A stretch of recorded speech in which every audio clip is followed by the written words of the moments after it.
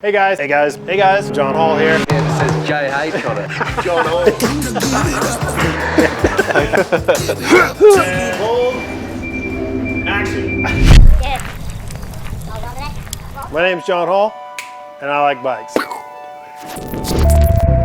A loud bike's just real like clanky, clacky. Hear that clack, clack, clack, clack. Chain slapping, railer slapping. Doesn't make me feel very good. Makes me feel a little uneasy in right here.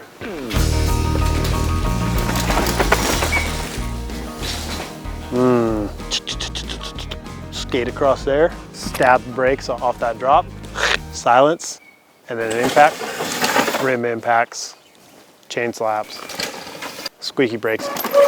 There's some squeaky brakes. That's not ideal. Oh, for the pedal.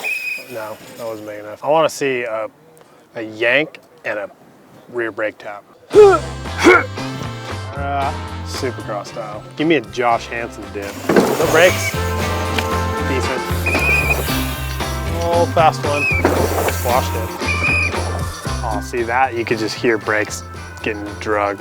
Hear that little zzz. Brake drag and rotor rub are one of the secret thieves of speed.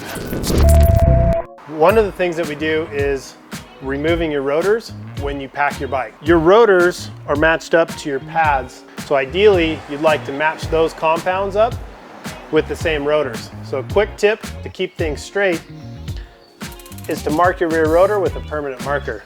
I've written AG for Aaron Gwin and R for rear. That way I can make sure that each rotor stays married up to the same set of pads. That was a quiet landing. Wow. Dude, that was fast.